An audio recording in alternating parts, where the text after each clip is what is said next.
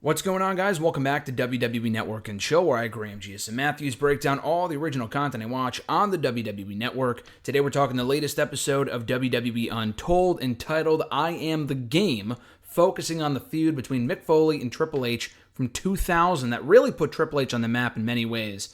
A lot of fans would argue that, and Triple H said that himself during the course of this documentary.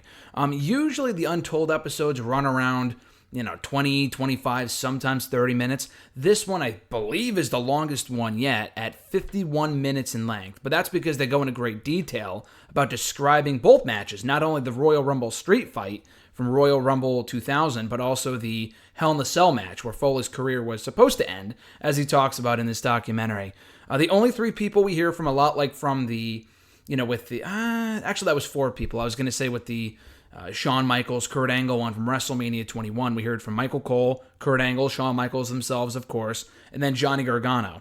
On this one, we only heard from three people: Triple H, Stephanie, and Foley. That's it. They kept it short, sweet, and simple, and I'm sure if they had anyone else, talking for this thing, any more talking heads, then it probably would have been even longer than it was. But I thought this was great, though. So they kick it off, and also, too, of course, they put this up in to time it with Triple H's 25-year career, which was celebrated, I believe, last week on SmackDown. So the timing of this couldn't be better. It was a really good topic to delve into because it's a feud, I believe, that doesn't get talked about enough in being as great as it was and for the matches being as amazing as they were. So the first thing we see here is video of Triple H shown from September of 1996, when I believe he debuted in 95. But they just showed some random video from 96, from like the very beginning, the early seeds being planted for the Attitude Era. And Triple H said they do that, growing up through the Attitude Era, coming up through the Attitude Era, he wanted to be anti-Rock and anti-Stone Cold because he knew they were super popular. He wanted to be something completely different than what they were. He really wanted his serious side to come out as opposed to the whole DX thing like we saw in 97 and 98. He wanted to reach the same marquee status that both Rock and Stone Cold had, and Foley helped him with that. So they show the interview that he did with Jim Ross on Raw in, I want to say September or August of, or I think it was July. It was July of 1999. It was pre-taped, and it was that one line in the interview where Triple H said, "I am the fucking game." That's what he said to the camera, and of course they bleeped it out. But he said it as, his character thought of himself as the entire business, that he felt that he deserved to be there. And when he said that line, because it kind of came out naturally, came out organically, they had to retape the interview because it was pre-taped and have, I think they did it one more time, or they just took another take, took an angle where you don't see Triple H's mouth, so you don't see him say fucking whatever. But it actually worked out beautifully. And he said that the very next week, and this could very well be, looking back at it with whatever, because the WWE loves to do this type of thing with like the Monday Night War docuseries and everything else they put up, where I forgot the exact word I'm looking for here, but they really kind of cherry pick what they want to focus on, and they kind of change the narrative a little bit. They might do this here. I've never really heard this before. The Triple H said that after he said the game line on the interview with Jim Ross, people were bringing signs that said Triple H the game on it the very next week.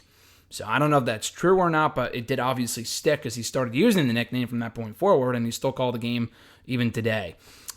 So anyway, Stephanie around this point was in charge of media and sponsorship for the company. She, I believe, had just graduated college or something like that. She was introduced on air as a character in April of 1999, and she talked about how she was enamored with all aspects of the business, and she only fell more in love with the business during the various angles that she and Triple H did, whether it was the fake wedding or Triple H interrupting the wedding between Testa and Stephanie on Raw, or the Triple H Vince feud in late 1999. And Triple H said that he would explain it to her why he was doing certain things and, whatever, his motivation behind doing certain things. And Stephanie believes that he may have had an ulterior motive to kind of get closer to her because they were kind of falling for each other at that point. I thought they were already dating in real life, but I guess not. I guess they didn't come until a little bit later on. But the shift for Triple H's career happened in early 2000. And Foley said that, or Triple H gave Foley a lot of praise in saying that he gives himself for the business. He's so skilled. He's so gifted. And he knew that they had chemistry back when they first feuded in 1997, when Triple H won the King of the Ring the first time, and they had the Cactus Jack matches and the Mankind matches and everything else. It was in late 99, though, that Triple H, or rather Mick Foley, contemplated retirement because he had trouble getting around, and he was kind of at his peak as a WWE attraction. He had his book come out, Have a Nice Day, which was on like the New York Times bestseller list for like 26, 27 weeks, he said, something like that. Something crazy impressive. But he was in a lot of pain from all the years of injuries and whatnot. And Vince said, or Foley said about Vince, that Vince was actually willing to let him go because of his health, for the simple sake of his health, that he was willing to let him go. But because Stone Cold Steve Austin got hurt in late 99, like November, December time, that was the wild card, Foley called it. That Vince knew that he needed Foley around, albeit for a little bit longer while, Stone Cold was still out in early of 2000. Otherwise, they would have lost another top star had Foley left as well. So they knew that they needed to create a new top star to face The Rock at WrestleMania. The Rock being in the main event of WrestleMania was never in doubt. They needed someone to face The Rock at WrestleMania, so they were thinking about making Triple H that guy. So Vince sat down Triple H, he sat down Mick Foley at the same time and talked to them about working with each other again, about this marquee feud to really solidify Triple H as that next, not the guy, but a perfect foil for The Rock come WrestleMania. So it was a question of whether Triple H could hang in the main event level. He had already had a lot of success in the mid-card level, tag team division, Degeneration, X Leader, everything else, but he never really... And he had been WWE champion for a little while at this point, for not too long, since the summer of 99. But it was really a question of whether he could hang with the likes of Stone Cold and hang with the likes of The Rock and people like that at the main event level. He had previously feuded with The Rock and, over the Intercontinental title, but that was in 98. It was a totally different time for both guys. And Foley felt, not only did people think that Triple H needed me, I needed him. Foley needed this spot for him to go out on the best note possible, because he didn't want to go out as the guy with the sock, he said. That he wanted to go out in, as a hardcore Cactus Jack, that type of character. And he said watching back the return of Cactus Jack, I think on SmackDown right before the Rumble, because he went into that Royal Rumble street fight as Cactus Jack, it still gives him goosebumps to this day. He said it was a very effective way of advancing a character and really giving people a reason to care about him again, stuff like that. Foley said that during this feud, or I think it was in that one segment, he hadn't moved that fast in years when he went to go brawl with Triple H all over the ring and whatnot. So the match took place at the Rumble in Madison Square Garden. Foley said that MSG is where everyone aspired to be, including Vince's dad, Vince McMahon Sr. Stephanie mentioned that Triple H kissed her before the street fight started. And it was, it was supposed to be an in-character thing. They were a heel couple at that point. But in real life, supposedly, they weren't dating yet. So she kind of thought she didn't know if it was real or not, and she thought about that for a while afterward. That's a side note, but I thought it was a fun story for her to tell. But from that point forward, where am I in my notes here? Triple H said that there was nothing would have rather done on that night than go to war with Mick Foley. Because he said it was a proving ground for the Triple H character. It was a proving ground for him to solidify and to, show people that he could be a main event talent. So they go through all the major spots in the match, including Mick Foley suplexing Triple H on a wooden pallet, which he regrets because it actually punctured Triple H pretty badly. Triple H didn't know that at the time. He got punctured in the leg pretty badly. He looked at it, he's like, it looks pretty bad, like it's bleeding, whatever. It wasn't until after the match, when he felt his boot was really heavy, that he realized there was a pool of blood in there and it ruined the leather of his boots. Just absolutely disgusting. And if you look at the puncture wound when they're replaying the match here, it looks, again, absolutely disgusting. So anyway, the blood, flooded his boot. It was just nasty. Foley also talked about when he was punching Triple H on the steel steps. He didn't know that he was yelling out loud, that he was making noises. He didn't realize that until much later. I guess it was just something that he was doing out of instinct, He also talked about the Bang Bang origins of when he would do the Bang Bang, whatever. I had heard him say this recently on the Stone Cold podcast, but I guess that came from the Love Shack song by the B180, not Blink-182, it was the fucking B2 song or whatever it is. The Love Shack song. It was from the chorus, the Bang Bang Bang on the door, baby, whatever it is, one of the main lines of the song. That's actually where he got it from, because he recited that line one night during a match. And it stuck, and it ended up becoming his new catchphrase, which is kind of funny. I didn't know that before I heard it recently, and he reiterated that story here. He talked about the risk of doing certain spots and whether it was worth it or not. The barbed wire bat spot, he said, was worth it because it didn't really, take a lot of pain. It didn't really, aside from getting punctured a few times, didn't really hurt that much, whatever. And I guess Hugo Senovich, or whatever, however you pronounce his last name, one of the Spanish commentators, he took the barbed wire bat over the commentary table and put it behind the desk. And Foley was wondering where it went. So we went to go retrieve it from Hugo. And Hugo, I guess, really loved to be involved. He was a performer himself. So he got knocked out by Mick Foley, and he oversold it. He did that a lot. But it was really funny that he was involved in this match as well. Foley said that he had no regard for himself in terms of the spots that he took and the abuse that he took with his body during the match. Foley, I guess, told Triple H, maybe not before this match, but just in general, to not watch Japanese death matches because they do a lot of dumb shit for absolutely no reason in front of no people. It sounds like, indie shows that I would see today, which I still doesn't make any sense to me. But they wanted to do some of those spots, but tell a story with it to make it matter so people would actually care. And that's exactly what they did in this match. Triple H said that this was the first major match, pay-per-view main event level match, that he brought his parents to, and he gave them no warning about the fact that he would be bleeding profusely. So he went face to face with his mom in the front row, and when Foley sent him flying over the top rope, over the end of the barricade, his face was leaning over the barricade, and he looks up and he's looking right at his mom, and his mom's in tears and she's freaking out because her son's bleeding profusely, And Stephanie was worried, with her, for her as a parent, but as an entertainer, she's like, wow, this is awesome. This is the type of reaction we want, So I thought that was really funny. And Foley said he was overjoyous. He thought the whole thing was great. It came together beautifully. It was exactly what he wanted. Vince said to Foley, he told him, no thumbtacks. And what do? They bring out the thumbtacks. They bring out the thumbtacks. That's exactly what they do. So Foley first kicks out of the pedigree, which I guess at that point, just in general, really no one kicks out of the pedigree. It's one of the more protected moves of all time in WWE history. Foley didn't know if he was the first person to kick out of it, but he was certainly among the few. Ultimate Warrior just completely no-sold it, I think, at WrestleMania 12 in that 1-minute squash match when Warrior just beat him in a matter of a minute.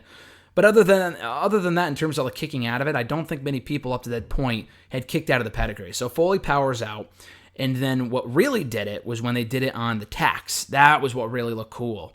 And Foley, he knew that he wanted to do that spot again. The only way to end the match was if they did the spot again, but with the thumbtacks involved. And Foley even said he went into that spot with one of his eyes closed, thinking that he might lose an eye, and he didn't give a shit. He thought about the physical toll the match took on him, and obviously that ended up being the end of the match. That was the perfect finish for the match.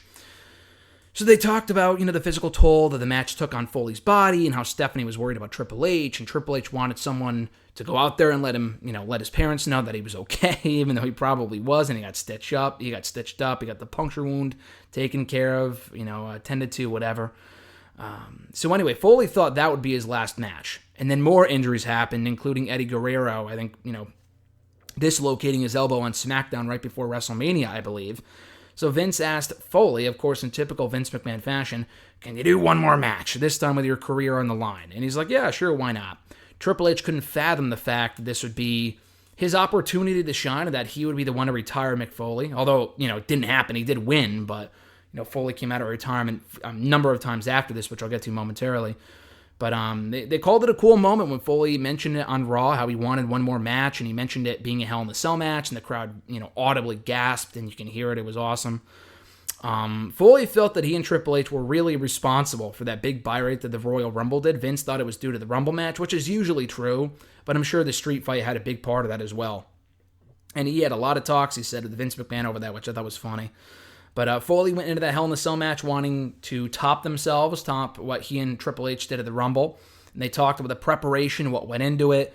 Foley really wanted to start the match with a jolt, which included him going right into the steel steps at ringside, being thrown by Triple H.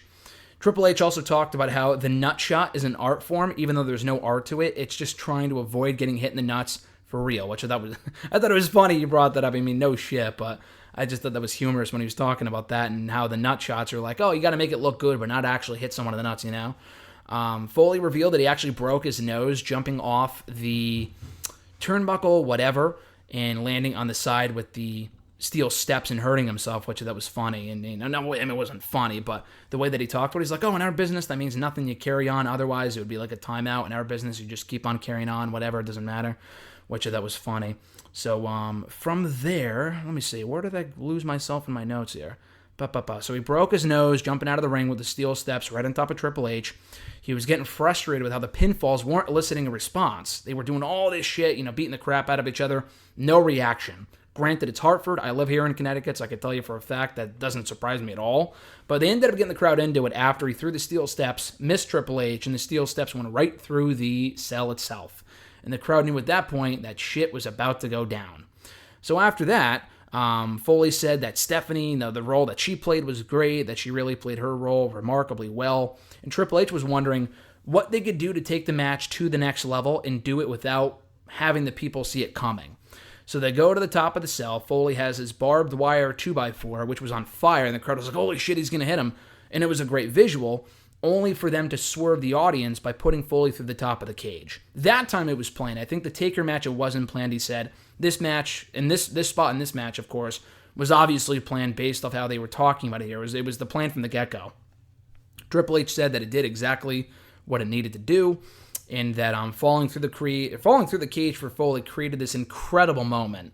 And obviously Triple H ended up going over, retiring, quote-unquote, Mick Foley for all of 2 weeks.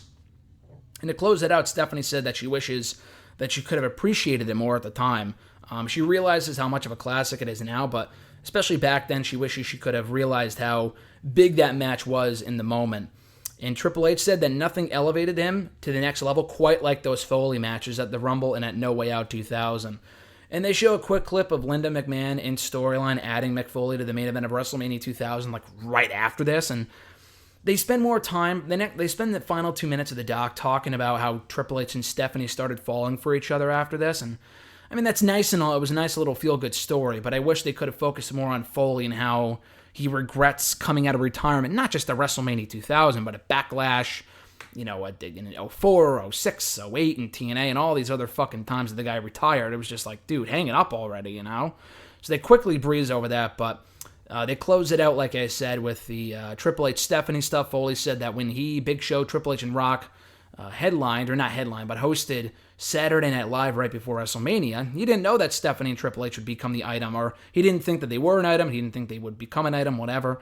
And Triple H said that they did become an item against all intelligent choices, he said, which I thought was funny. And how they were always around each other, they still are, and they love each other a lot. And Triple H said that she and the rest of, their family, I think they have 2 girls, if I'm not mistaken, 2 daughters, that are the most important things in his life. And I thought it was a nice little note to end on here, which was a great special 51-minute in-depth look at the Triple H Mick Foley feud from 2000, which really, again, put Mick Foley on the map. Or not Mick Foley, it ended his career on a high note, which is really when he should have retired, to be honest. Even though that 04 Backlash match with Orton was amazing, this really should have been it for him, if not that Backlash match. And then for Triple H, he went from being a star to a superstar, I would say, with these matches. And without Mick Foley, there would be no Triple H. He would not be the 17 or whatever the fuck it is, 14-time world champion that he is today without Mick Foley. But anyway, definitely check this out right now on the WWE Network. Great, great stuff. I Am the Game edition of WWE Untold available right now. Be sure to like the video, drop a comment, share the video, and subscribe to the channel for more content. Should be back probably tomorrow with a new Dark Side of the Ring review. Until then, guys, have a great one. I'm Graham G. Matthews, and I'll catch your ass down the road.